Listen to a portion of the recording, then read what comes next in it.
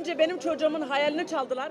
هجمارک مالباتن کو ادعا دکن زاروکن وان به ناوبینکاری هدپیان گهشتن هزین پکک دسیه ایلونا 2019 ده لبر در آواهی پارتیا دموکراتیک یا گلن هدپ یا دیاربکر دست به چالکیا رو نشتنه کرن. چالکیا مالباتن 2 سال پی خواهشت. دوی ماویده هجمار مالباتن کو داخاز زاروکن خواه دکن گهش دساد و سهو چاران. وزیر مالبات و خباتن پولیتیقین جواکی یا ترکیه دریایانک سیاست مدار سازین جواکا سویل و مالباتن کو جباجرن جدا یم باکور و ترکیه هاتنه beşdari çalakiya malbatan bun.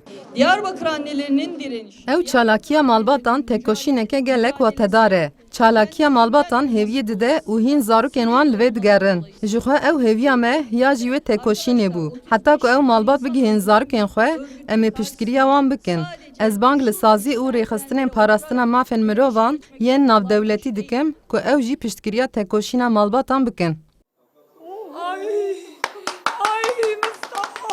Ji 24 Tebaqa 2019 heta niha zarokên Suhudî malbatan lê vegeriyane. Alîkarê Wezîrê Karê Navxwayî Tirkiyeyê Muhterem İnce di çalakiyê de got. Ji bilî zarokên malbatên ku di çalakiyê de ne, 630 kesên din jî hatine qanehkirin û ji nav PKK vegeriyane.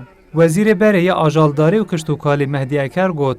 Dilê van malbatan bi hesreta zarokên wan şewitiye û ew dixwazin bigihin zarokên xwe. Dilê wan şewitiye, sebiyê wanî piçûk, 9 salî, 10 salî, 12 salî rabine ya xapandine ya bi zordestî wan birine serê çiya.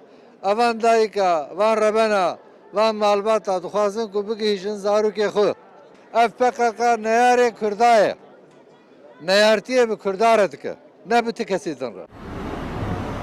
Di 22 Tebaqa 2019 de Hacîre Akar li ber derê avahiya HDP bi daxwaza ku rêvê lê vegere dest bi çalakiyê kir. Piştî 2 rojan ku rêvê lê vegeriya ew got ew neçûyî bû nav PKK.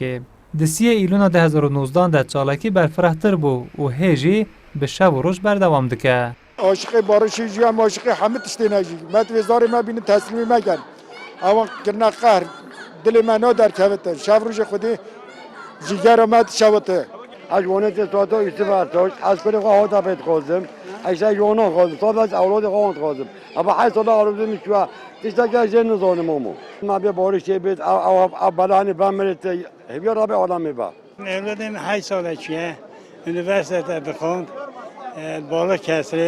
Balıkesir üniversitede gitmiş şuya ora خود اسلامتی بده اگه هوا خود اسلامتی بده اگه تنه وی میره به یه خدای رحم خلیک ام نزانه ها تنه ام اویج نزانه هر خدا دزانه ان شاء الله هوا بلکی هم تخازن ورن بار شی چه به نو ملت عدالت چه به حق به HDP derê avahiya xwe girtiye û xebatên xwe yên siyasî li ciheke din birêve dibe.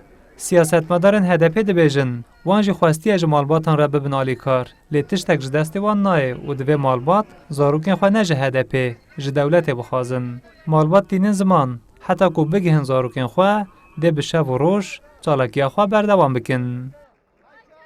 Hesen Kösen, Kurdistan 24, Diyarbekir.